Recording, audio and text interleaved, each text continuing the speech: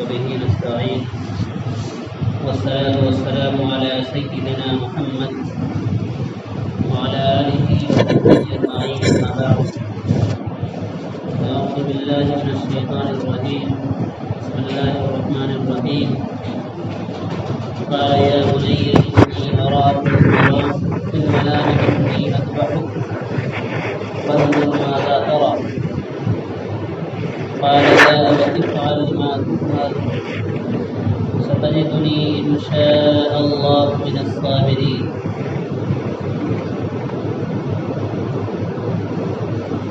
قال أصحابي يا رسول الله ما هذه الأضاحي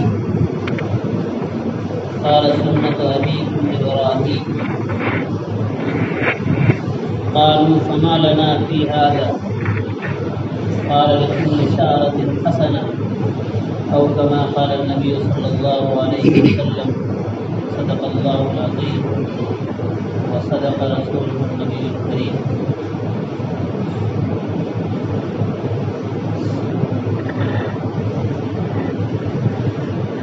ذوالحجہ کی آمد ہے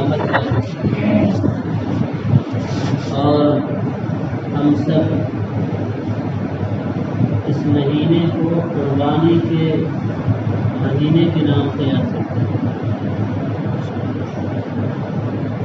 عید قرباں یا عید الاضحیٰ جو مسلمانوں کی دو عیدوں میں سے ایک عید ہے۔ اللہ کے نبی صلی اللہ علیہ وسلم نے قربانی کی بڑی فضیلت بیان کروائی۔ صحابہ کرام نے آپ سے سوال کیا، اے اللہ کے نبی یہ قربانی کیا ہے؟ تو آپ صلی اللہ علیہ وسلم نے عجیب سا جواب دیا۔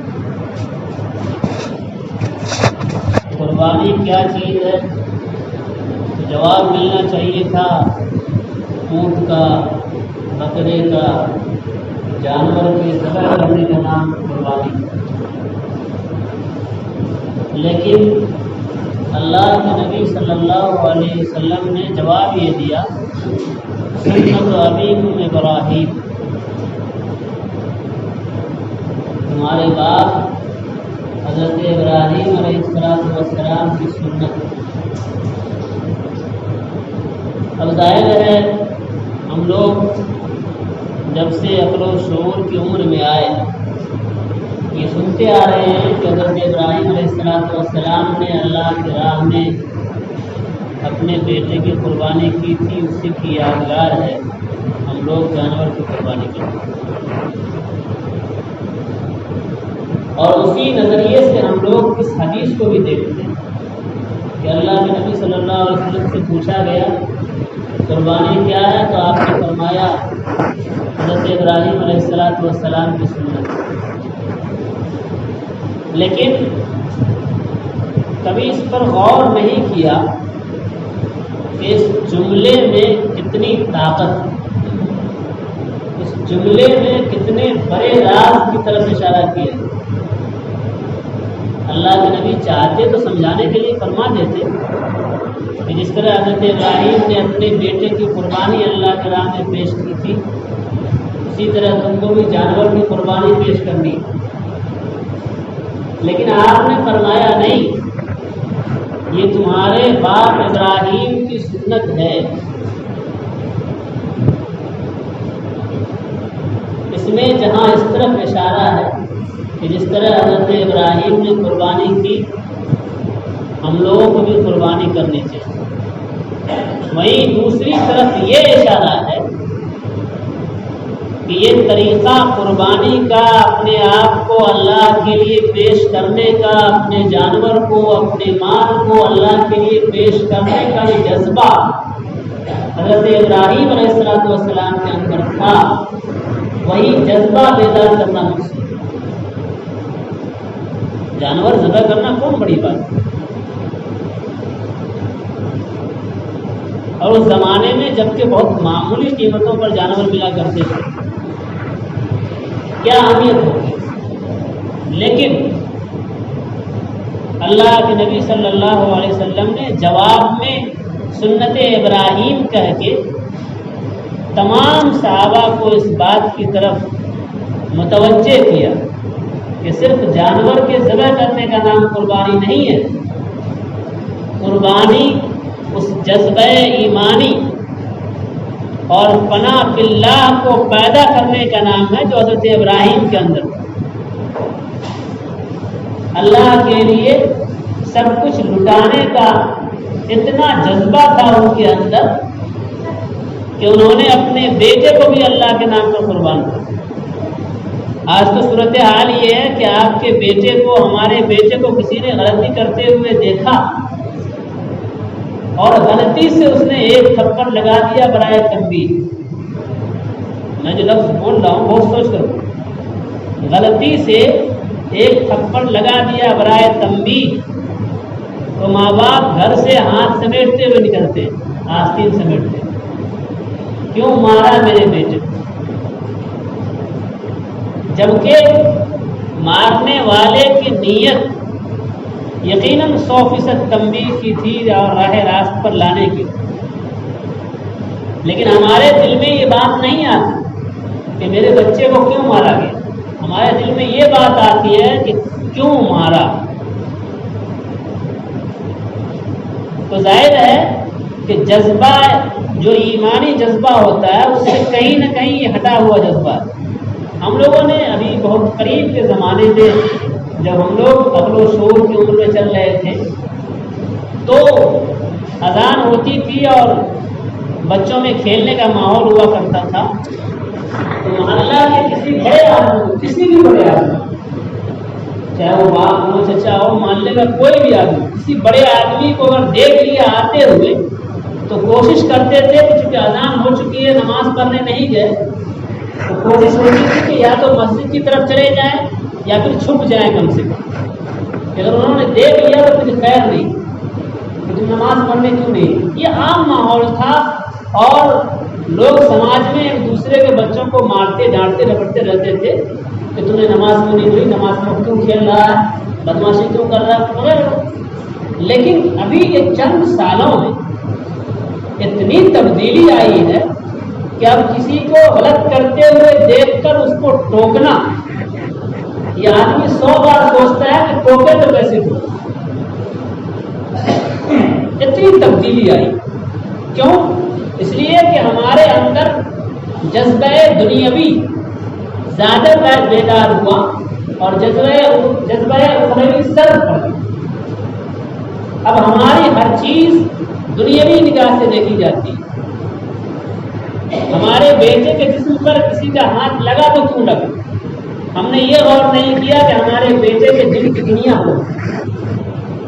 اگر ایک تھپڑ لگنے سے ہماری آخرت سنور جاتی ہے، ہمارے بچے کی آخرت سنور جاتی ہے تو ہمیں خوش ہونا چاہیے تھا، لیکن نہیں۔ تو حضرت ابراہیم کے اندر وہ جذبہ تھا کہ سب کچھ لٹا کر کے بھی اگر اللہ راضی ہو جائے تو کافی، اس کے سوا اور کیا چاہیے۔ اللہ نے خلیل اللہ کا لقب ایسے نہیں دیا، اللہ کا دوست قرار دیا گیا، اور ذہن میں یہ سب کچھ تھا کہ اپنی جان جائے، اپنے بچے کی جان جائے، گھر بار لٹ جائے، سب کچھ ہو جائے، اللہ کے لیے ہو جائے اور اللہ مجھ سے راضی ہو جائے تو بس میرے لیے یہی کافی ہے۔ اسی نظریے سے جب حضرت ابراہیم علیہ نبینا علیہ السلام نے خواب دیکھا اور نبی کا خواب سچا ہوا کرتا، خواب کیا دیکھا؟ بیٹے کو ذبح کرتا۔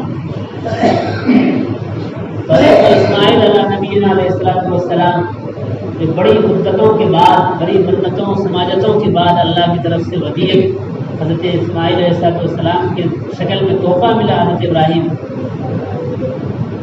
اس بچے کی قربانی اللہ نے طلب کی اور حضرت ابراہیم نے بغیر سوچے سمجھے بیٹے سے سوال کیا، بیٹا اللہ کی طرف سے مجھے یہ ہدایت مل رہی، مجھے یہ اشارہ مل رہا، مجھے یہ پیغام مل رہا کہ میں تجھے اللہ کے نام پر ذبح کروں۔ تو آج کے ہمارے ہونہار بلکہ ہوشیار بچوں کے کہیے، اگر ہمارے ہوشیار بچے ہوتے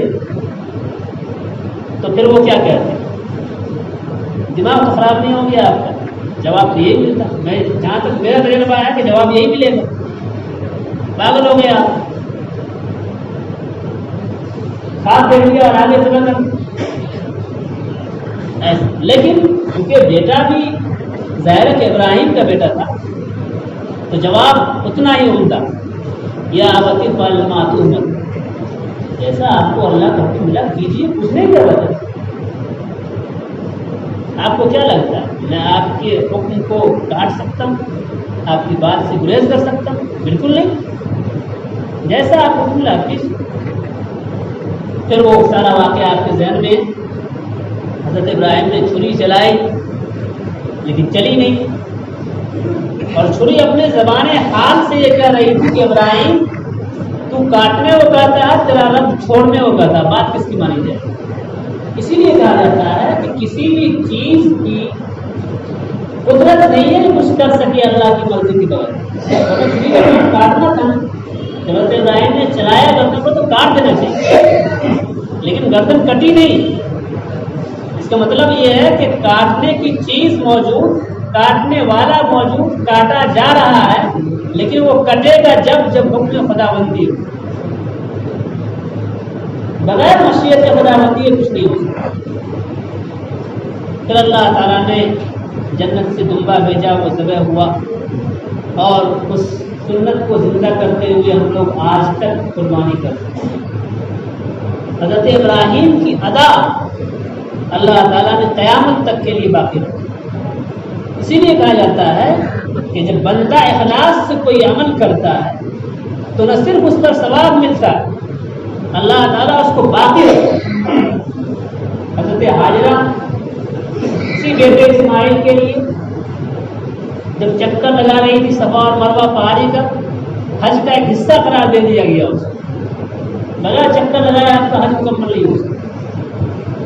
یہ سب ادائیں ہیں، اللہ تعالیٰ کو پسند آ جاتی ہے کسی بندے کی ادا تو اسے باقی اور زندہ رکھتا ہے ہمیشہ. تو قربانی کا جو مہینہ آتا ہے تو ہم لوگ رسمی طور پر یہ سمجھتے ہیں کہ جانور کو ذبح کر دیا اور حق ادا کر دیا، لیکن جو روح ہے قربانی کی، جس کی طرف اللہ کے نبی صلی اللہ علیہ وسلم نے اشارہ کیا تھا، یہ تمہارے اس باپ حضرت ابراہیم کی سنت ہے جس کے اندر یہ جذبہ تھا کہ ہمارا سب کچھ اللہ کے لیے لٹ جائے اور اللہ ہم سے راضی ہو جائے تو ہماری کامیابی. تو جب یہ مہینہ آئے، جب یہ موقع آئے تو ہمارے دل میں وہ جذبہ بیدار ہونا چاہیے یا نہیں ہونا چاہیے؟ ہماری صورتحال یہ ہے کہ بہت سارے وہ لوگ جن پر قربانی یقیناً واجب ہے، لیکن مختلف بہانوں سے، چاہے قرض کا بہانہ ہو، چاہے بچے بچی کی شادی کا بہانہ ہو، وغیرہ وغیرہ، ایسے معمولی بہانوں سے قربانی کو ٹال دیا کہ میں بتاؤں تو شرم آتی. قربانی جس پر واجب ہو، جو صاحب نصاب ہے، جس پر قربانی واجب ہے، اگر وہ قربانی نہیں کرتا ہے تو اللہ کے نبی صلی اللہ علیہ وسلم نے جملہ استعمال کیا ہے، یقیناً مطلب اس کو سننے کے بعد تو پھر کیا حالت ہماری ہونی چاہیے؟ فلا یأتی مصلانا. اللہ کے نبی صلی اللہ علیہ وسلم نے فرمایا قربانی کی استطاعت کے باوجود اگر کوئی قربانی نہیں کرے تو اسے یہ حق نہیں ہے کہ ہماری عیدگاہ میں. کتنی بڑی بات ہے، لیکن ہم لوگ ٹالتے ہیں. انشاءاللہ چونکہ قربانی کا موقع بہت قریب آ چکا ہے، اس پر مزید باتیں اور ہوگی، لیکن ایک جو گزارش مجھے کرنی تھی آج وہ یہ کہ اس مہینہ کی آمد پر ہمارے دلوں میں اللہ کے لیے سب کچھ قربان کرنے کا جذبہ بیدار ہونا چاہیے. جمعہ کی اذان ہوئی اور ہم اگر اپنے گھروں میں بیٹھے ہوئے ہیں تو ہمیں فکر ہونی چاہیے کہ مؤذن نے پکارا ہے تو ہمیں مسجد میں حاضر ہونا چاہیے یا نہیں ہونا چاہیے. قربانی اسی کا نام تو ہے. اگر آپ وقت کی قربانی نہیں دے سکتے اللہ کے لیے تو جانور کی قربانی دینے کا کیا فائدہ؟ اس لیے قربانی کا وہ جذبہ بیدار ہونا چاہیے جو اللہ ہم سے چاہتا ہے، جو اللہ کے نبی صلی اللہ علیہ وسلم کی رضامندی کے لیے ہوا کرتا ہے۔ اللہ تعالیٰ ہم سبوں کو اس کی توفیق دے۔ ربنا تقبل منا انک انت السمیع العلیم۔